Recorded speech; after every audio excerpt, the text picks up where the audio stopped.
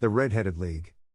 I had called upon my friend, Mr. Sherlock Holmes, one day in the autumn of last year and found him in deep conversation with a very stout, florid-faced, elderly gentleman with fiery red hair. With an apology for my intrusion, I was about to withdraw when Holmes pulled me abruptly into the room and closed the door behind me. "You could not possibly have come at a better time, my dear Watson," he said cordially. "I was afraid that you were engaged." "So I am. Very much so." "Then I can wait in the next room." "Not at all.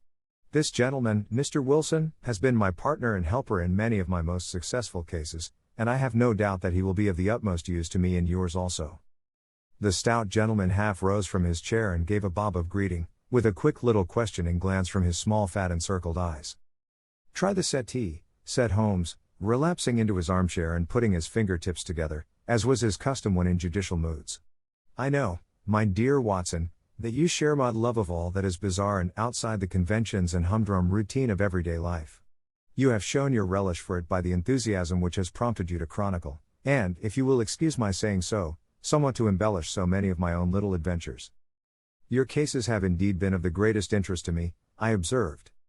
"You will remember that I remarked the other day, just before we went into the very simple problem presented by Miss Mary Sutherland, that for strange effects and extraordinary combinations we must go to life itself, which is always far more daring than any effort of the imagination. A proposition which I took the liberty of doubting." "You did, Doctor, but none the less you must come round to my view, for otherwise I shall keep on piling fact upon fact on you until your reason breaks down under them and acknowledges me to be right. Now, Mr. Jabez Wilson here has been good enough to call upon me this morning, and to begin a narrative which promises to be one of the most singular which I have listened to for some time. You have heard me remark that the strangest and most unique things are very often connected not with the larger but with the smaller crimes, and occasionally, indeed, where there is room for doubt whether any positive crime has been committed. As far as I have heard, it is impossible for me to say whether the present case is an instance of crime or not, but the course of events is certainly among the most singular that I have ever listened to. Perhaps, Mr. Wilson, you would have the great kindness to recommence your narrative. I ask you not merely because my friend Dr. Watson has not heard the opening part but also because the peculiar nature of the story makes me anxious to have every possible detail from your lips. As a rule, when I have heard some slight indication of the course of events, I am able to guide myself by the thousands of other similar cases which occur to my memory. In the present instance I am forced to admit that the facts are, to the best of my belief, unique." The portly client puffed out his chest with an appearance of some little pride and pulled a dirty and wrinkled newspaper from the inside pocket of his greatcoat. As he glanced down the advertisement column, with his head thrust forward and the paper flattened out upon his knee, I took a good look at the man and endeavored, after the fashion of my companion, to read the indications which might be presented by his dress or appearance. I did not gain very much, however, by my inspection. Our visitor bore every mark of being an average commonplace British tradesman, obese, pompous, and slow. He wore rather baggy grey shepherd's check trousers, a not over clean black frock coat, unbuttoned in the front, and a drab waistcoat with a heavy brassy Albert chain, and a square pierced bit of metal dangling down as an ornament. A frayed top hat and a faded brown overcoat with a wrinkled velvet collar lay upon a chair beside him. Altogether, look as I would, there was nothing remarkable about the man save his blazing red head, and the expression of extreme chagrin and discontent upon his features. Sherlock Holmes quick-eyed took in my occupation, and he shook his head with a smile as he noticed my questioning glances. Beyond the obvious facts that he has at some time done manual labor, that he takes snuff, that he is a Freemason, that he has been in China, and that he has done a considerable amount of writing lately, I can deduce nothing else. Mr. Jabez Wilson started up in his chair, with his forefinger upon the paper, but his eyes upon my companion. "How, in the name of good fortune, did you know all that, Mr. Holmes?" he asked. "How did you know, for example, that I did manual labor?" "It's as true as gospel, for I began as a ship's carpenter." "Your hands, my dear sir. Your right hand is quite a size larger than your left. You have worked with it, and the muscles are more developed." "Well, the snuff, then, and the Freemasonry." "I won't insult your intelligence by telling you how I read that, especially as, rather against the strict rules of your order, you use an arc and compass breastpin." "Ah, of course, I forgot that. But the writing? What else can be indicated by that right cuff so very shiny for 5 inches, and the left one with the smooth patch near the elbow where you rested upon the desk?" "Well, but China? The fish that you have tattooed immediately above your right wrist could only have been done in China. I have made a small study of tattoo marks and have even contributed to the literature of the subject. That trick of staining the fish's scales of a delicate pink is quite peculiar to China. When, in addition, I see a Chinese coin hanging from your watch chain, the matter becomes even more simple. Mr. Jabez Wilson laughed heavily. Well, I never, said he. I thought at first that you had done something clever, but I see that there was nothing in it after all. I begin to think, Watson, said Holmes, that I make a mistake in explaining. Omne ignotum pro magnifico, you know, and my poor little reputation, such as it is, will suffer shipwreck if I am so candid. Can you not find the advertisement, Mr. Wilson? Yes, I have got it now, he answered with his thick red finger planted halfway down the column. Here it is. This is what began it all. You just read it for yourself, sir. I took the paper from him and read as follows.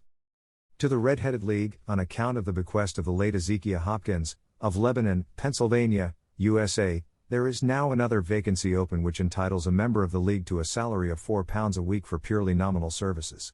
All red-headed men who are sound in body and mind and above the age of 21 years, are eligible.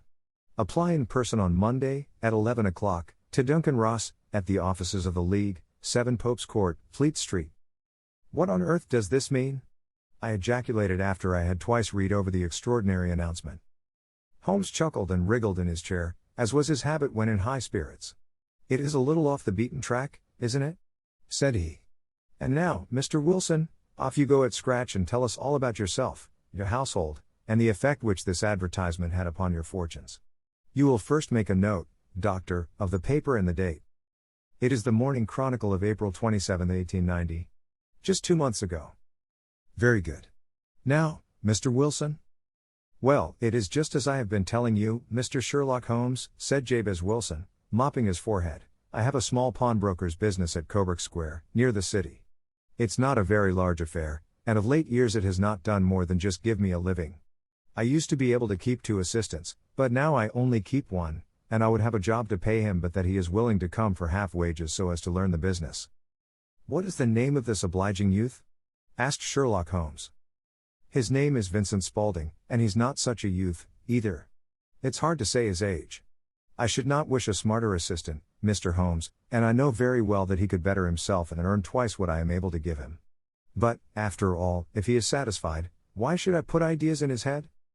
Why, indeed? You seem most fortunate in having an employé who comes under the full market price. It is not a common experience among employers in this age.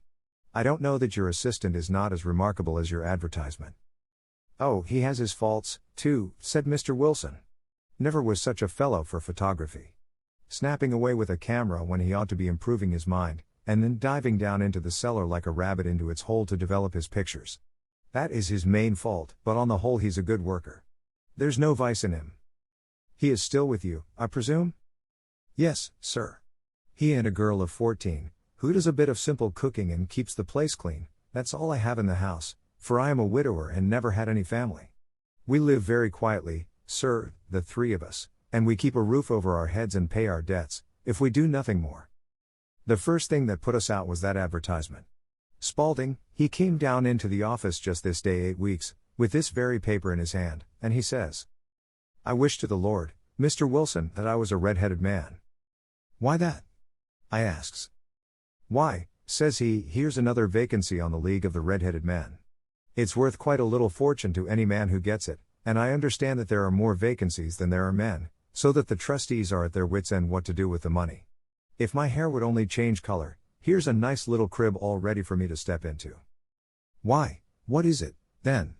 I asked. You see, Mr. Holmes, I am a very stay-at-home man, and as my business came to me instead of my having to go to it, I was often weeks on end without putting my foot over the doormat. In that way I didn't know much of what was going on outside, and I was always glad of a bit of news. Have you never heard of the League of the Red-Headed Men? He asked with his eyes open. Never. Why, I wonder at that, for you are eligible yourself for one of the vacancies. And what are they worth? I asked. Oh, merely a couple of hundred a year, but the work is slight, and it need not interfere very much with one's other occupations. Well, you can easily think that made me prick up my ears, for the business has not been over good for some years, and an extra couple of hundred would have been very handy. Tell me all about it, said I. Well, said he, showing me the advertisement, you can see for yourself that the league has a vacancy, and there is the address where you should apply for particulars.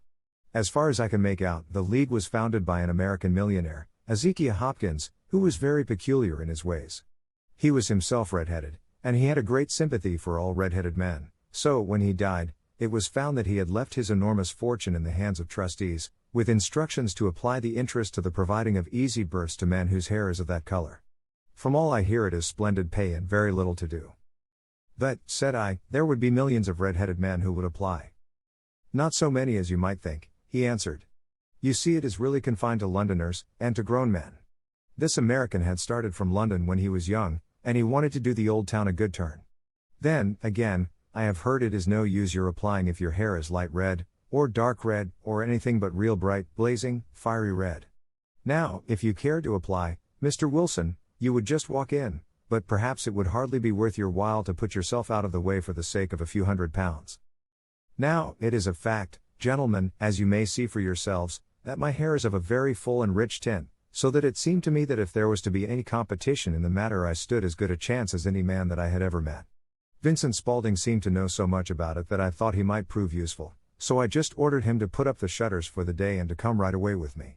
He was very willing to have a holiday, so we shut the business up and started off for the address that was given us in the advertisement. I never hope to see such a sight as that again, Mr. Holmes. From north, south, east, and west every man who had a shade of red in his hair had tramped into the city to answer the advertisement. Fleet Street was choked with red-headed folk, and Pope's Court looked like a coster's orange barrow. I should not have thought there were so many in the whole country as were brought together by that single advertisement. Every shade of color they were: straw, lemon, orange, brick, Irish setter, liver, clay, but, as Spaulding said, there were not many who had the real vivid flame-colored tint. When I saw how many were waiting, I would have given it up in despair, but Spaulding would not hear of it. How he did it I could not imagine, but he pushed and pulled and butted until he got me through the crowd, and right up to the steps which led to the office. There was a double stream upon the stair, some going up in hope, and some coming back dejected, but we wedged in as well as we could and soon found ourselves in the office. Your experience has been a most entertaining one, remarked Holmes as his client paused and refreshed his memory with a huge pinch of snuff. Pray continue your very interesting statement. There was nothing in the office but a couple of wooden chairs and a deal table, behind which sat a small man with a head that was even redder than mine. He said a few words to each candidate as he came up, and then he always managed to find some fault in them which would disqualify them. Getting a vacancy did not seem to be such a very easy matter, after all. However, when our turn came, the little man was much more favorable to me than to any of the others, and he closed the door as we entered, so that he might have a private word with us. This is Mr. Jabez Wilson, said my assistant, and he is willing to fill a vacancy in the league. And he is admirably suited for it, the other answered. He has every requirement. I cannot recall when I have seen anything so fine. He took a step backward, cocked his head on one side, and gazed at my hair until I felt quite bashful. Then suddenly he plunged forward, wrung my hand, and congratulated me warmly on my success. It would be injustice to hesitate, said he. You will, however, I am sure, excuse me for taking an obvious precaution.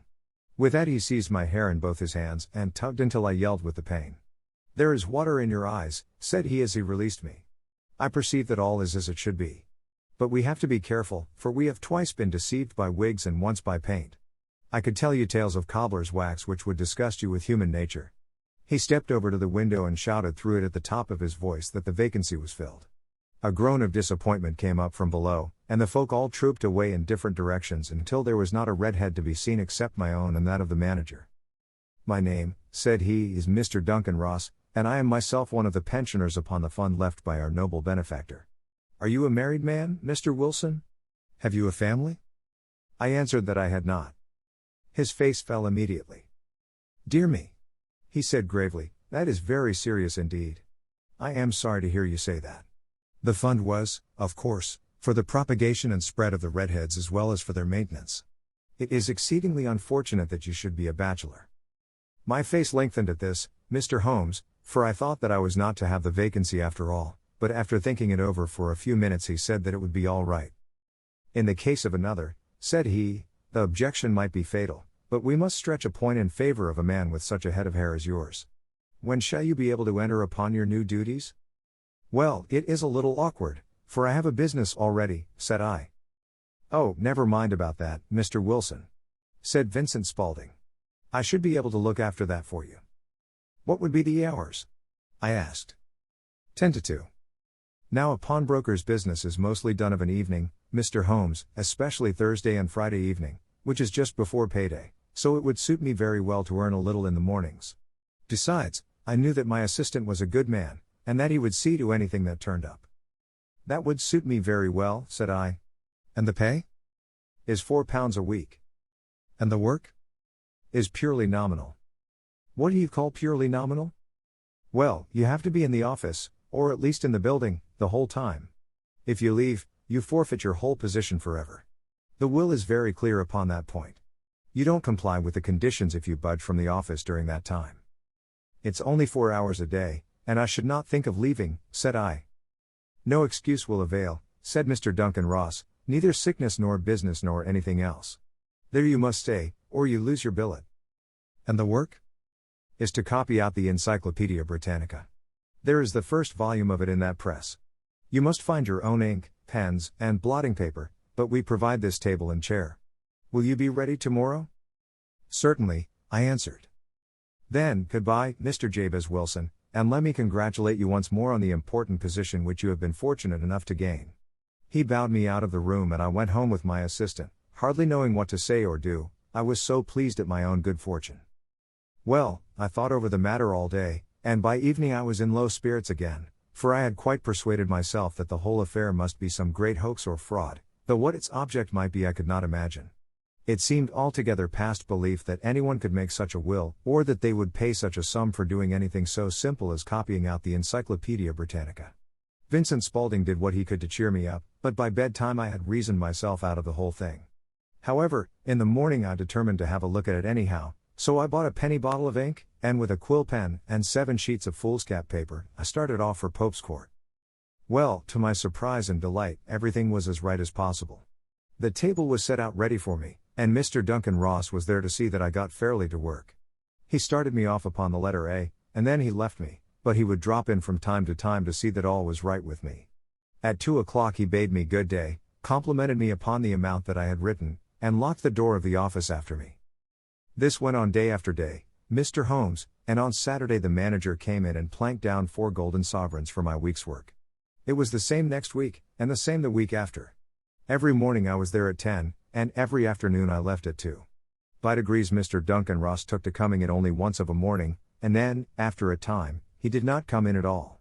Still, of course, I never dared to leave the room for an instant, for I was not sure when he might come, and the billet was such a good one, and suited me so well, that I would not risk the loss of it.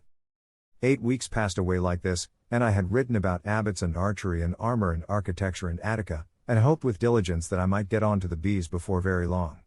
It cost me something in foolscap, and I had pretty nearly filled a shelf with my writings.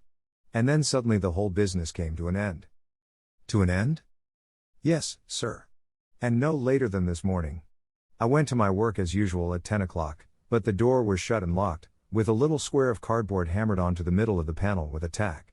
Here it is, and you can read for yourself. He held up a piece of white cardboard about the size of a sheet of notepaper.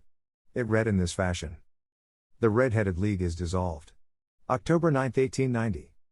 Sherlock Holmes and I surveyed this curt announcement and the rueful face behind it, until the comical side of the affair so completely overtopped every other consideration that we both burst out into a roar of laughter.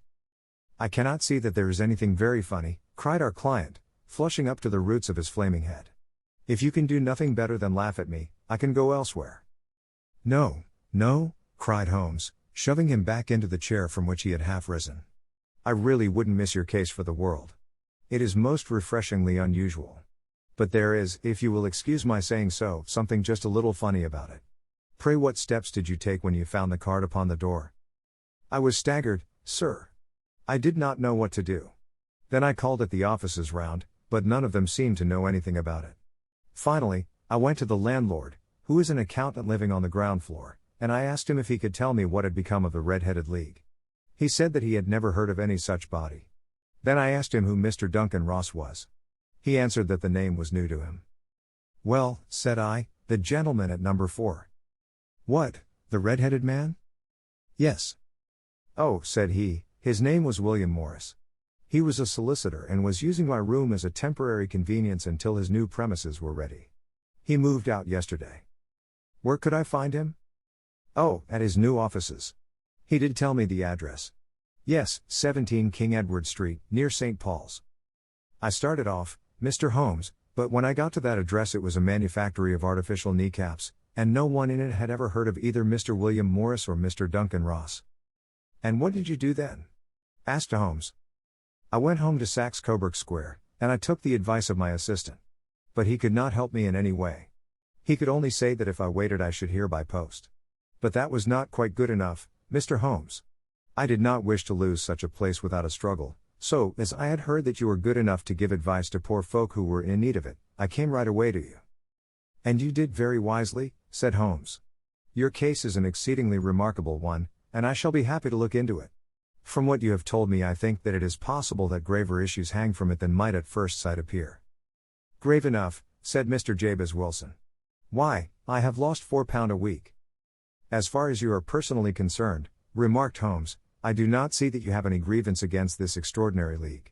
On the contrary, you are, as I understand, richer by some £30, to say nothing of the minute knowledge which you have gained on every subject which comes under the letter A. You have lost nothing by them. No, sir. But I want to find out about them, and who they are, and what their object was in playing this prank, if it was a prank, upon me. It was a pretty expensive joke for them, for it cost them £32. We shall endeavor to clear up these points for you. And, first, 1 or 2 questions, Mr. Wilson. This assistant of yours who first called your attention to the advertisement, how long had he been with you? About a month then. How did he come? In answer to an advertisement. Was he the only applicant? No, I had a dozen. Why did you pick him? Because he was handy and would come cheap. At half wages, in fact. Yes. What is he like, this Vincent Spaulding? Small, stout-built, very quick in his ways, no hair on his face, though he's not short of 30. Has a white splash of acid upon his forehead. Holmes sat up in his chair in considerable excitement. I thought as much, said he. Have you ever observed that his ears are pierced for earrings? Yes, sir. He told me that a gypsy had done it for him when he was a lad. Said Holmes, sinking back in deep thought. He is still with you? Oh, yes, sir, I have only just left him. And has your business been attended to in your absence? Nothing to complain of, sir. There's never very much to do of a morning. That will do, Mr. Wilson. I shall be happy to give you an opinion upon the subject in the course of a day or two. Today is Saturday, and I hope that by Monday we may come to a conclusion. Well, Watson, said Holmes when our visitor had left us, what do you make of it all? I make nothing of it, I answered frankly. It is a most mysterious business. As a rule, said Holmes, the more bizarre a thing is the less mysterious it proves to be. It is your commonplace, featureless crimes which are really puzzling, just as a commonplace face is the most difficult to identify. But I must be prompt over this matter. What are you going to do, then? I asked. To smoke, he answered. It is quite a 3-pipe problem, and I beg that you won't speak to me for 50 minutes. He curled himself up in his chair, with his thin knees drawn up to his hawk-like nose, and there he sat with his eyes closed and his black clay pipe thrusting out like the bill of some strange bird. I had come to the conclusion that he had dropped asleep, and indeed was nodding myself, when he suddenly sprang out of his chair with the gesture of a man who has made up his mind and put his pipe down upon the mantelpiece. Sarasate plays at the St. James's Hall this afternoon, he remarked. What do you think, Watson? Could your patient spare you for a few hours? I have nothing to do today. My practice is never very absorbing. Then put on your hat and come. I am going through the city first, and we can have some lunch on the way.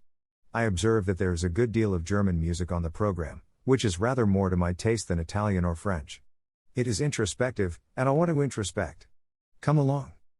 We traveled by the underground as far as Aldersgate, and a short walk took us to Saxe-Coburg Square, the scene of the singular story which we had listened to in the morning. It was a poky, little, shabby genteel place, where 4 lines of dingy 2-storied brick houses looked out into a small railed-in enclosure, where a lawn of weedy grass and a few clumps of faded laurel bushes made a hard fight against a smoke-laden and uncongenial atmosphere. 3 gilt balls and a brown board with Jabez Wilson in white letters, upon a corner house, announced the place where our red-headed client carried on his business. Sherlock Holmes stopped in front of it with his head on one side and looked it all over, with his eyes shining brightly between puckered lids. Then he walked slowly up the street, and then down again to the corner, still looking keenly at the houses. Finally he returned to the pawnbroker's, and, having thumped vigorously upon the pavement with his stick 2 or 3 times, he went up to the door and knocked. It was instantly opened by a bright-looking, clean-shaven young fellow, who asked him to step in. "Thank you," said Holmes, "I only wished to ask you how you would go from here to the Strand." "Third right, fourth left," answered the assistant promptly, closing the door. "Smart fellow, that," observed Holmes as we walked away. "He is, in my judgment, the 4th smartest man in London, and for daring I am not sure that he has not a claim to be 3rd. I have known something of him before." "Evidently," said I, "Mr. Wilson's assistant counts for a good deal in this mystery of the Red-Headed League. I am sure that you inquired your way merely in order that you might see him." "Not him." "What then?" "The knees of his trousers." "And what did you see?" "What I expected to see." "Why did you beat the pavement?" "My dear doctor, this is a time for observation, not for talk. We are spies in an enemy's country. We know something of Saxe-Coburg Square. Let us now explore the parts which lie behind it." The road in which we found ourselves as we turned round the corner from the retired Saxe-Coburg Square presented as great a contrast to it as the front of a picture does to the back. It was one of the main arteries which conveyed the traffic of the city to the north and west. The roadway was blocked with the immense stream of commerce flowing in a double tide inward and outward, while the footpaths were black with the hurrying swarm of pedestrians. It was difficult to realize as we looked at the line of fine shops and stately business premises that they really abutted on the other side upon the faded and stagnant square which we had just quitted. "Let me see," said Holmes, standing at the corner and glancing along the line, "I should like just to remember the order of the houses here. It is a hobby of mine to have an exact knowledge of London.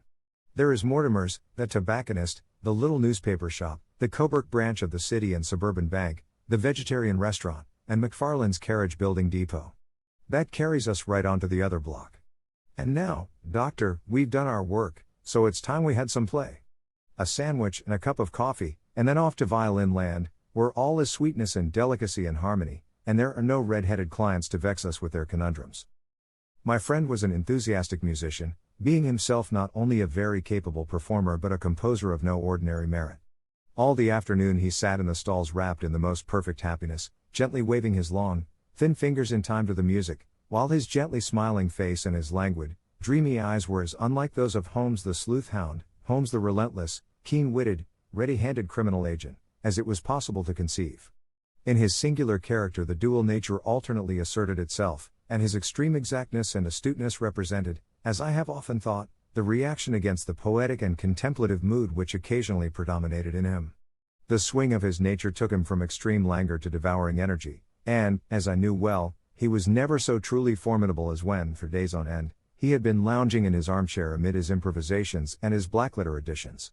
Then it was that the lust of the chase would suddenly come upon him, and that his brilliant reasoning power would rise to the level of intuition, until those who were unacquainted with his methods would look askance at him as on a man whose knowledge was not that of other mortals. When I saw him that afternoon so enwrapped in the music at St. James's Hall I felt that an evil time might be coming upon those whom he had set himself to hunt down. "You want to go home, no doubt, doctor," he remarked as we emerged. "Yes, it would be as well. And I have some business to do which will take some hours. This business at Coburg Square is serious." "Why serious?" "A considerable crime is in contemplation. I have every reason to believe that we shall be in time to stop it. But today being Saturday rather complicates matters. I shall want your help tonight." "At what time?" 10 will be early enough. I shall be at Baker Street at 10. "Very well. And, I say, doctor, there may be some little danger, so kindly put your army revolver in your pocket." He waved his hand, turned on his heel, and disappeared in an instant among the crowd. I trust that I am not more dense than my neighbors, but I was always oppressed with a sense of my own stupidity in my dealings with Sherlock Holmes. Here I had heard what he had heard, I had seen what he had seen, and yet from his words it was evident that he saw clearly not only what had happened but what was about to happen, while to me the whole business was still confused and grotesque. As I drove home to my house in Kensington I thought over it all, from the extraordinary story of the red-headed copier of the encyclopedia down to the visit to Saxe-Coburg Square, and the ominous words with which he had parted from me. What was this nocturnal expedition, and why should I go armed?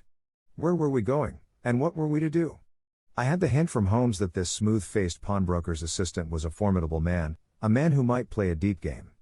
I tried to puzzle it out, but gave it up in despair and set the matter aside until night should bring an explanation. It was 9:15 when I started from home and made my way across the park, and so through Oxford Street to Baker Street. 2 hansoms were standing at the door, and as I entered the passage I heard the sound of voices from above. On entering his room, I found Holmes in animated conversation with 2 men, one of whom I recognized as Peter Jones, the official police agent, while the other was a long, thin, sad-faced man, with a very shiny hat and oppressively respectable frock coat. "Ha! Our party is complete," said Holmes, buttoning up his pea jacket and taking his heavy hunting crop from the rack. "Watson, I think you know Mr. Jones, of Scotland Yard? Let me introduce you to Mr. Merriweather, who is to be our companion in tonight's adventure." "We're hunting in couples again, Doctor, you see," said Jones in his consequential way. "Our friend here is a wonderful man for starting a chase. All he wants is an old dog to help him to do the running down." "I hope a wild goose may not prove to be the end of our chase," observed Mr. Merriweather gloomily. "You may place considerable confidence in Mr. Holmes, sir," said the police agent loftily. "He has his own little methods, which are, if he won't mind my saying so, just a little too theoretical and fantastic, but he has the makings of a detective in him. It is not too much to say that once or twice, as in that business of the Sholto murder and the Agra treasure, he has been more nearly correct than the official force." "Oh, if you say so, Mr. Jones, it is all right," said the stranger with deference. "Still, I confess that I miss my rubber. It is the first Saturday night for 27 years that I have not had my rubber."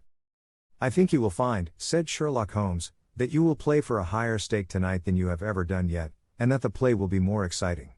For you, Mr. Merriweather, the stake will be some £30,000, and for you, Jones, it will be the man upon whom you wish to lay your hands. John Clay, the murderer, thief, smasher, and forger. He's a young man, Mr. Merriweather, but he is at the head of his profession, and I would rather have my bracelets on him than on any criminal in London. He's a remarkable man, is young John Clay. His grandfather was a royal duke, and he himself has been to Eton and Oxford. His brain is as cunning as his fingers, and though we meet signs of him at every turn, we never know where to find the man himself. He'll crack a crib in Scotland one week, and be raising money to build an orphanage in Cornwall the next. I've been on his track for years and have never set eyes on him yet. I hope that I may have the pleasure of introducing you tonight. I've had 1 or 2 little turns also with Mr. John Clay, and I agree with you that he is at the head of his profession. It is past 10, however, and quite time that we started. If you two will take the first hansom, Watson and I will follow in the second." Sherlock Holmes was not very communicative during the long drive and lay back in the cab humming the tunes which he had heard in the afternoon. We rattled through an endless labyrinth of gaslit streets until we emerged into Farrington Street. "We are close there now," my friend remarked. "This fellow Merriweather is a bank director, and personally interested in the matter. I thought it as well to have Jones with us also. He is not a bad fellow, though an absolute imbecile in his profession. He has one positive virtue. He is as brave as a bulldog and as tenacious as a lobster if he gets his claws upon anyone. Here we are, and they are waiting for us." We had reached the same crowded thoroughfare in which we had found ourselves in the morning. Our cabs were dismissed, and, following the guidance of Mr. Merriweather, we passed down a narrow passage and through a side door, which he opened for us. Within there was a small corridor, which ended in a very massive iron gate. This also was opened, and led down a flight of winding stone steps, which terminated at another formidable gate. Mr. Merriweather stopped to light a lantern, and then conducted us down a dark, earth-smelling passage, and so, after opening a third door, into a huge vault or cellar, which was piled all round with crates and massive boxes. "You are not very vulnerable from above," Holmes remarked as he held up the lantern and gazed about him. "Nor from below," said Mr. Merriweather, striking his stick upon the flags which lined the floor. "Why, dear me, it sounds quite hollow," he remarked, looking up in surprise. "I must really ask you to be a little more quiet," said Holmes severely. "You have already imperiled the whole success of our expedition. Might I beg that you would have the goodness to sit down upon one of those boxes, and not to interfere?" The solemn Mr. Merriweather perched himself upon a crate, with a very injured expression upon his face, while Holmes fell upon his knees upon the floor and, with the lantern and a magnifying lens, began to examine minutely the cracks between the stones. A few seconds sufficed to satisfy him, for he sprang to his feet again and put his glass in his pocket. "We have at least an hour before us," he remarked, "for they can hardly take any steps until the good pawnbroker is safely in bed. Then they will not lose a minute, for the sooner they do their work the longer time they will have for their escape. We are at present, Doctor, as no doubt you have divined, in the cellar of the city branch of one of the principal London banks. Mr. Merriweather is the chairman of directors, and he will explain to you that there are reasons why the more daring criminals of London should take a considerable interest in this cellar at present. It is our French gold, whispered the director. We have had several warnings that an attempt might be made upon it. Your French gold? Yes. We had occasion some months ago to strengthen our resources and borrowed for that purpose 30,000 Napoleons from the Bank of France. It has become known that we have never had occasion to unpack the money, and that it is still lying in our cellar. The crate upon which I sit contains 2,000 Napoleons packed between layers of lead foil. Our reserve of bullion is much larger at present than is usually kept in a single branch office, and the directors have had misgivings upon the subject. Which were very well justified, observed Holmes. And now it is time that we arranged our little plans. I expect that within an hour matters will come to a head. In the meantime, Mr. Merriweather, we must put the screen over that dark lantern. And sit in the dark? I am afraid so. I had brought a pack of cards in my pocket, and I thought that, as we were a party carré, you might have your rubber after all. But I see that the enemy's preparations have gone so far that we cannot risk the presence of a light. And, first of all, we must choose our positions. These are daring men, and though we shall take them at a disadvantage, they may do us some harm unless we are careful. I shall stand behind this crate, and do you conceal yourselves behind those. Then, when I flash a light upon them, close and swiftly. If they fire, Watson, have no compunction about shooting them down. I placed my revolver, cocked, upon the top of the wooden case behind which I crouched. Holmes shot the slide across the front of his lantern and left us in pitch darkness, such an absolute darkness as I have never before experienced. The smell of hot metal remained to assure us that the light was still there, ready to flash out at a moment's notice. To me, with my nerves worked up to a pitch of expectancy, there was something depressing and subduing in the sudden gloom, and in the cold dank air of the vault. They have but one retreat, whispered Holmes. That is back through the house into Saxe-Coburg Square. I hope that you have done what I asked you, Jones. I have an inspector and 2 officers waiting at the front door. Then we have stopped all the holes. And now we must be silent and wait. What a time it seemed. From comparing notes afterwards it was but an hour and a quarter, yet it appeared to me that the night must have almost gone, and the dawn be breaking above us. My limbs were weary and stiff, for I feared to change my position. Yet my nerves were worked up to the highest pitch of tension, and my hearing was so acute that I could not only hear the gentle breathing of my companions, but I could distinguish the deeper, heavier in breath of the bulky Jones from the thin, sighing note of the bank director. From my position I could look over the case in the direction of the floor. Suddenly my eyes caught the glint of a light. At first it was but a lurid spark upon the stone pavement. Then it lengthened out until it became a yellow line, and then, without any warning or sound, a gash seemed to open and a hand appeared, a white, almost womanly hand, which felt about in the center of the little area of light. For a minute or more the hand, with its writhing fingers, protruded out of the floor. Then it was withdrawn as suddenly as it appeared, and all was dark again save the single lurid spark which marked a chink between the stones. Its disappearance, however, was but momentary. With a rending, tearing sound, one of the broad, white stones turned over upon its side and left a square, gaping hole, through which streamed the light of a lantern. Over the edge there peeped a clean-cut, boyish face, which looked keenly about it, and then, with a hand on either side of the aperture, drew itself shoulder-high and waist-high, until one knee rested upon the edge. In another instant he stood at the side of the hole and was hauling after him a companion, lithe and small like himself, with a pale face and a shock of very red hair. "It's all clear," he whispered. "Have you the chisel and the bags? Great Scott! Jump, Archie, jump, and I'll swing for it." Sherlock Holmes had sprung out and seized the intruder by the collar. The other dived down the hole, and I heard the sound of rending cloth as Jones clutched at his skirts. The light flashed upon the barrel of a revolver, but Holmes' hunting crop came down on the man's wrist, and the pistol clinked upon the stone floor. "It's no use, John Clay," said Holmes blandly. "You have no chance at all." "So I see," the other answered with the utmost coolness. "I fancy that my pal is all right, though I see you have got his coattails." "There are 3 men waiting for him at the door," said Holmes. "Oh, indeed. You seem to have done the thing very completely. I must compliment you."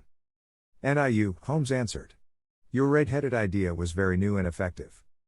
"You'll see your pal again presently," said Jones. "He's quicker at climbing down holes than I am. Just hold out while I fix the derbies." I beg that you will not touch me with your filthy hands, remarked our prisoner as the handcuffs clattered upon his wrists. You may not be aware that I have royal blood in my veins. Have the goodness, also, when you address me always to say sir and please. All right, said Jones with a stare and a snigger. Well, would you please, sir, march upstairs, where we can get a cab to carry your highness to the police station? That is better, said John Clay serenely. He made a sweeping bow to the three of us and walked quietly off in the custody of the detective. Really, Mr. Holmes, said Mr. Merriweather as we followed them from the cellar, I do not know how the bank can thank you or repay you. There is no doubt that you have detected and defeated in the most complete manner one of the most determined attempts at bank robbery that have ever come within my experience. I have had one or two little scores of my own to settle with Mr. John Clay, said Holmes. I have been at some small expense over this matter, which I shall expect the bank to refund, but beyond that I am amply repaid by having had an experience which is in many ways unique, and by hearing the very remarkable narrative of the Red-Headed League. You see, Watson, he explained in the early hours of the morning as we sat over a glass of whiskey and soda in Baker Street, it was perfectly obvious from the first that the only possible object of this rather fantastic business of the advertisement of the League, and the copying of the encyclopedia, must be to get this not over bright pawnbroker out of the way for a number of hours every day. It was a curious way of managing it, but, really, it would be difficult to suggest a better. The method was no doubt suggested to Clay's ingenious mind by the color of his accomplice's hair. The £4 a week was a lure which must draw him, and what was it to them, who were playing for thousands?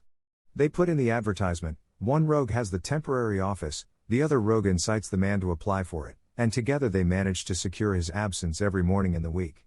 From the time that I heard of the assistant having come for half wages, it was obvious to me that he had some strong motive for securing the situation. But how could you guess what the motive was? Had there been women in the house, I should have suspected a mere vulgar intrigue.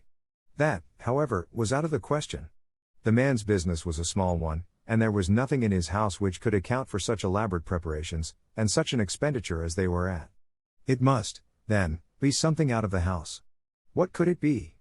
I thought of the assistant's fondness for photography, and his trick of vanishing into the cellar. The cellar. There was the end of this tangled clue. Then I made inquiries as to this mysterious assistant and found that I had to deal with one of the coolest and most daring criminals in London. He was doing something in the cellar, something which took many hours a day for months on end. What could it be, once more? I could think of nothing save that he was running a tunnel to some other building. So far I had got when we went to visit the scene of action. I surprised you by beating upon the pavement with my stick.